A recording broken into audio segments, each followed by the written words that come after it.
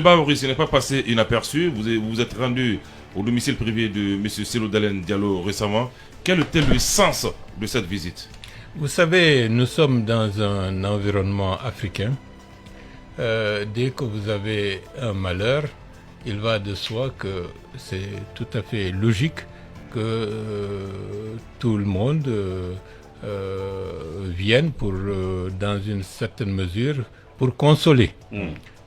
Bon, nous avons eu entre nous des personnes qui nous sont communs, qui sont décédées. Et Ella Cellou Dalein et son épouse étaient allés rendre visite pour la présentation des condoléances à El Hadj Mamadou Aliou Ambiance. Pour ceux qui ne le savent pas, El Hadj Mamadou Aliou Ambiance, c'était pratiquement le bras droit du doyen Ba Mamadou. Pendant une longue période de mouvement politique, de début de la démocratisation, c'était un personnage qui était certes dans l'ombre, mais qui a joué un rôle pour accompagner le doyen Ba Mamadou. Et qui m'a accompagné également contre vents et marées, qui m'a toujours accompagné.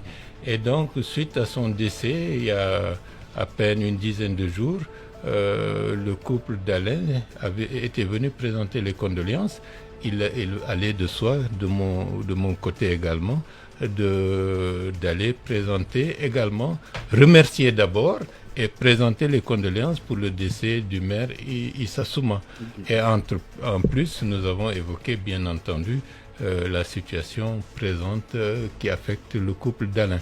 Où l'essentiel que j'ai dit à ce niveau-là, puisque la justice est en train de prendre à bras le corps ce dossier, je ne vais pas faire de commentaires, puisque vous savez que lorsque un dossier est dans les arcanes de la justice, il faut s'abstenir de faire des déclarations à ce sujet. Mais ce qu'il faut dire, la récupération des biens publics par le CNRD est un principe juste, mais il faut qu'il y ait la méthode. Bien. Il faut qu'il y ait le principe du droit. Il faut suivre des procédures qui permettent de ne pas, disons, créer des actions dommageables au principe des droits de l'homme de manière générale. Et lorsque quelqu'un a été responsable d'un pays, quel qu'il soit, et c'est un principe qu'il faut qu'on mette dans les esprits,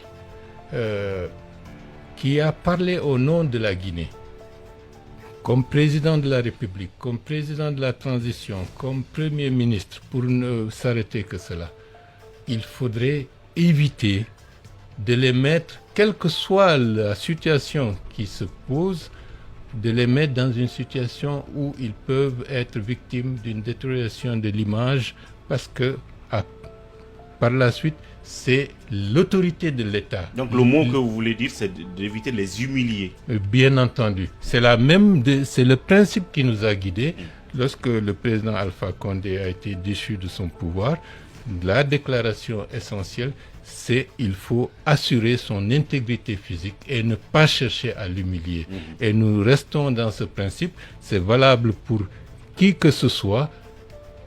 Et tout le monde est justiciable. Cela ne veut pas dire qu'il faut se déroger à la justice, mais il faut savoir comment le faire, parce que ça n'honore pas la collectivité si des personnes qui ont parlé et agi au nom de la Guinée à un moment donné sont traitées d'une certaine manière. En termes de méthode, il faudrait que les uns et les autres prennent en compte cet aspect-là.